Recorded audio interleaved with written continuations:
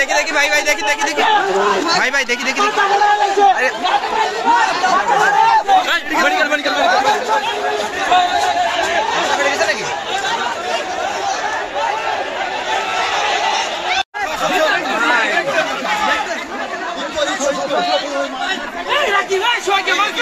আজকে আমাদের ম্যানেজমেন্ট এবং হচ্ছে ম্যাথের খেলা ছিল সেমিফাইনাল স্টেডিয়ামে।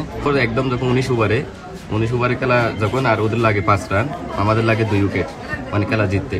তো 19 ওভারে যখন হয়েছে এখন 50-50 চান্স জিতার। তো ওরা হঠাৎ করে ওই দিক দিয়ে মারমুখী হয়ে আসলো। আসার পরে মানে আসার সময় বিভিন্ন ইট ছুটছে আর কি। ওই ইট একটা আমার মাথায়, প্রথমে আমার মাথায় লাগছে। ইট মাথায় লাগার পরে আমি তো হাত দিয়ে বসে গেলাম। এরপর খেলা শেষ হলো। খেলা শেষের পরে দেখি অবস্থা খারাপ। আর আমাদের গ্যালারিতে আমাদের প্রায় ধরেন 200-300 স্টুডেন্ট ছিল। 200-300 স্টুডেন্টকে ওরা হচ্ছে কি সব গেট বন্ধ করে দিয়ে মানে সর্বোচ্চ চারদিক থেকে ঘিরে নির্মমভাবে মানে ওরা ইট পাটকেল এগুলো ছোড়াছুড়ি করে অনেকটাই আহত করছে। আর 20-30 জন তো আমাদের আর্মি মেডিকেল থেকে প্রাথমিক চিকিৎসা নিচ্ছে। এখানে আমরা 2 জন আছি, আরও বিভিন্ন ওয়ার্ডে আরও কয়েকজন আছে আর কি। আমাদের মধ্যে কয়েকজনের মোবাইল, মানি ব্যাগ, কিছু জিনিসের ক্ষমতা হারিয়েছে।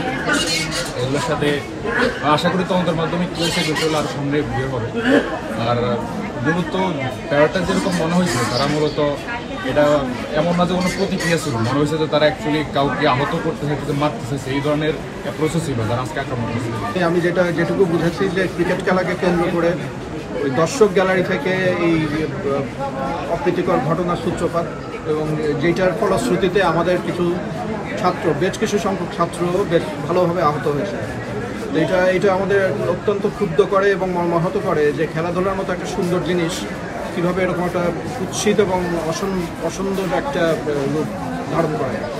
তো আমি প্রক্টোরিয়াল বডি এবং সংশ্লিষ্ট 2 বিভাগের শিক্ষকদের সাথে কথা বলেছি।